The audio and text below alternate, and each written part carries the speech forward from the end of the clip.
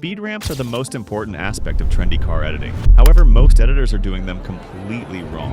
I've cracked the code on how pros use speed ramps to generate millions of views for their videos, and I'm going to explain it to you using this simple 3-step formula.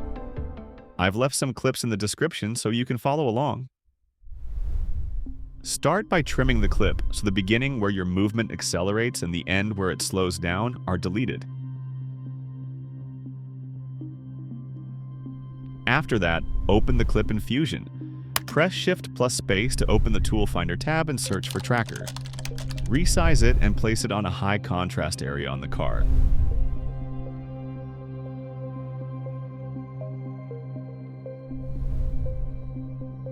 Change Adaptive Mode to Best Match and track the video forward. Once it's done tracking, click on Operations and change it to Match Move. Now you can see the clip is stabilized, but these black edges appeared. To fix this, open the Tool Finder tab and search Transform. After that, search for Grid. Change the row and column cells to 4 so we can see the perfect middle point. Go over to the last frame and use the Transform to move the clip, so the point you tracked is in the middle of the screen. Scale it up to get rid of the edges if needed.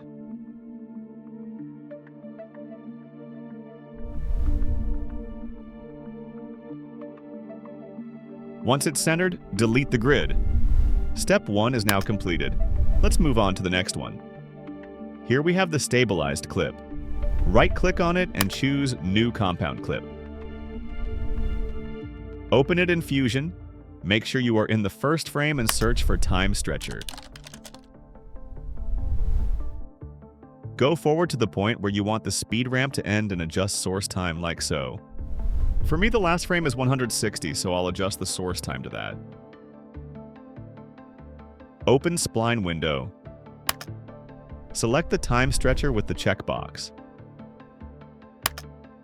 Click on here to see the graph better. Highlight both of the keyframes and press S to smooth out the graph. Now you can adjust the graph freely. The one I did is the most basic speed ramp. If the speed ramp is too fast or slow, you can simply drag this keyframe back and forth until you get the desired speed. Go back to the editing page and delete the excess off. Now we have a stabilized speed ramp, but to really make it stand out from the rest, let's move on to the final step. Right-click on the clip and compound clip it. Open the clip in Fusion once more. Hit Shift plus Space and search for Optical Flow.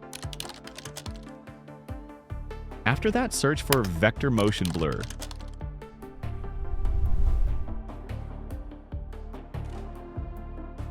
You want to keep the scale under 0.7 for the best result. Now that you know the basics of smooth speed ramping, I'll show you how to accurately sync them to your audio for professional results. Few key things to keep in mind when syncing your speed ramps. Every marker point has to have a fast point in the speed ramp. This is pretty straightforward when you are making simple speed ramps like this. But once you do a boomerang speed ramp, this marker point now has a slow point, which usually ruins the flow. Make sure the flow stays throughout the video. If the first speed ramp goes from left to right, the other one should also go in the same direction. With these tips, now I'll demonstrate how I sync ramps. Listen to your audio carefully and mark the beats by pressing M on your keyboard. Make sure the markers land on the top of the timeline and not inside the audio layer. Once that's done, open your stabilized clip in Fusion and search for Time Stretcher. Open the spline window so you can see the markers we placed. Go over to the marker where you want the boomerang speed ramp to happen. Move in between the two markers like so and adjust source time to your desired amount. After that, make a keyframe for each marker. Make sure to turn down the source time for the last one so we get this triangle shape. Highlight all of the keyframes and press S to smooth them out. Now you can adjust the graph similarly like I do. Apply this formula and your speed ramps will instantly look more professional. And if you want to learn how I make my edits from start to finish, click on this video.